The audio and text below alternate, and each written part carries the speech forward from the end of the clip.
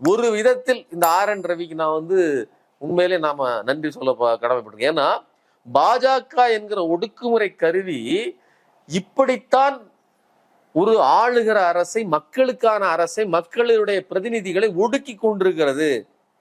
இது எப்படி தெரியும்? மக்களுக்கு எப்படி தெரியும்? நம்மளாம் போய் எவத்தன்றம் சொன்னாலும் புரியாது.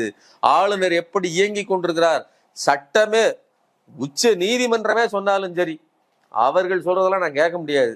நான் நினைச்சுதான் செய்வேன்னு சொல்லி அடம் பிடிக்கிற அந்த ஈகோ இருக்குல்ல, இங்க நடக்கிறது எல்லாமே ஈகோ தாங்க. நீ என்ன சொல்றது, நான் என்ன கேட்கறது, அதுதான் அதோட பொருள். இது அவர் அணுகிறது மட்டும் இல்ல, அந்த அவர்களுடைய கட்சிக்காரர்கள் 2 எம்பிக்களை தானே பேசியிருக்கிறாங்க. அதற்கு எதிராக எதிர்கட்சிகள் போராடிட்டு இருக்குது. உங்களுக்கு என்ன அதிகாரம் இருக்குது ஆளுநரை கேட்பதற்கு?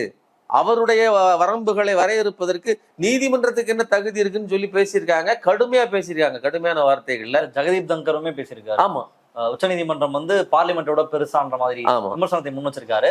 கரெக்டா அவர் இவர் கூப்பிடுறாரு அப்படின்னா என்ன கணக்கு, இது என்ன சொல்ல வராங்க? இதுதான். அப்போ மொத்தத்தில் எங்களுடைய ஆட்சி, நாங்க பாஜக முற்றாக முழுதாக எல்லா துறைகளையும் அரித்து செல்லரித்து போய், அதாவது தங்களுடைய கட்டுப்பாட்டுக்குள், இரும்பு பிடிக்குள் வைத்திருக்கிறது.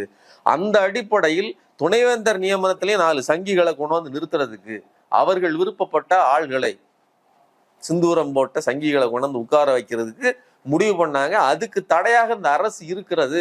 அப்படிங்கும் போது அந்த நியமனத்தையே நிறுத்தி வச்சிருந்தார் அந்த ஆளுநர்.